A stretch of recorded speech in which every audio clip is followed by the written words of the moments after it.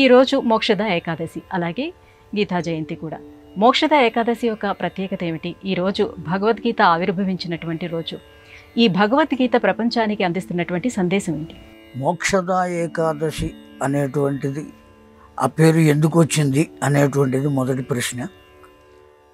దీన్ని తెలుసుకోవడానికి ముందు మోక్షం అంటే ఏమిటో తెలియాలి. మోక్షము అంటే మరల జన్మ లేకుండా ఉండటమే మోక్షం. స్వర్గలోకంలాగా నరకలోకంలాగా మోక్షలోకం అని ప్రత్యేకించి ఎక్కడా లేదు. మోక్షము అంటే మరల పునర్జన్మ లేకుండా ఉండటం. దాన్ని ఇవ్వగలిగిన ఏకాదశి కనుక మోక్షద ఏకాదశి. దా అంటే ఇవ్వగలిగినది అని అర్థం, మోక్షాన్ని ఇచ్చేటువంటిది. ఆ ఒక్క ఏకాదశి నాడే ఎందుకు ఇస్తుంది అంటే, ఆ ఏకాదశి నాడు ఉపవాసం ఉండి, ఆ ఉపవాసం కూడా నిర్జల ఉపవాసం, కనీసం ఒక్క బిందువు కూడా నీరు తీసుకోకుండా ఉపవాసం ఉండాలి. ఆ ఉపవాసం ఉండటం అంటే కేవలం ఏది తినకుండా ఉండటం ఉపవాసం అని కాదు. ఉపసమీపే నివాస అని అర్థం. ఉపసమీపే నివాస అంటే సమీపము అంటే ఎవరికి సమీపంగా నివసించాలి? భగవంతునికి సమీపంగా నివసించాలి.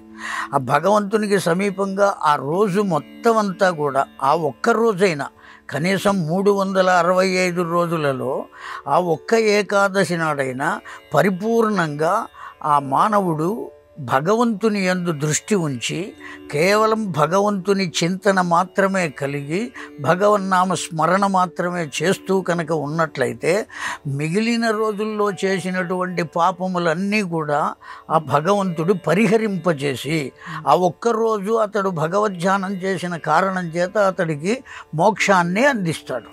ఆ కారణం చేత ఆ ఏకాదశిని పర్టిక్యులర్గా మార్గశిర మాసంలో వచ్చేటువంటి ఏకాదశి ఆ మోక్షద ఏకాదశి. కారణం ఏమంటే, ఈ మాసం దివ్యత్వం కలిగింది. 2 రకాలుగా దివ్యత్వం ఉన్నది. ఏమిటా 2 రకాలంటే, భగవద్గీతలోనే భగవంతుడే చెప్పాడు, మాసానాం మార్గశీర్షోహం. ఈ మార్గశిర మాసం కేవలం నా యొక్క రూపము అని చెప్పాడు.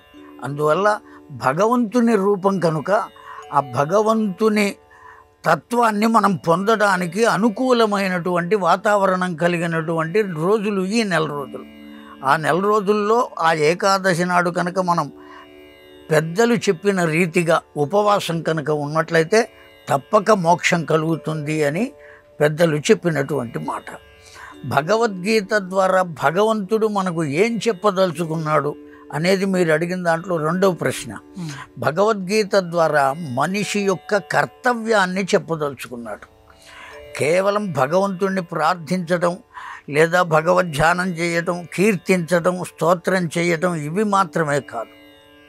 మానవ జీవితంలో అతడికి వ్యక్తత తెలిసిన నాటి నుండి ఆమరణాంతం వరకు మనిషి జీవితానికి వేదాలు కొన్ని నిబంధనలు ఏర్పాటు చేసినాయి. అటు స్త్రీలకు కానీ ఇటు పురుషులకు కానీ జాతి మత కుల వ్యవస్థ లేకుండా అందరికీ, మానవ జాతి మొత్తానికి కొన్ని కట్టుబాట్లు ఏర్పాటు చేసినాయి.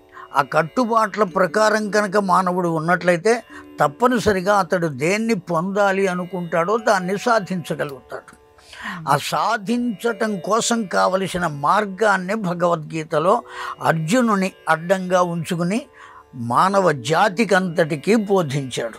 ఈ కలియుగంలో ఉండేటువంటి మానవులు అనేక రకాలైనటువంటి ఆకర్షణలకు లోనయ్యే అవకాశం ఉంది కనుక వాటి నుంచి తప్పించి ఒక క్రమమైనటువంటి మార్గంలో మానవ జాతిని ఉంచటం కోసమే కృష్ణ పరమాత్మ ఆ భగవద్గీతను అందించాడు.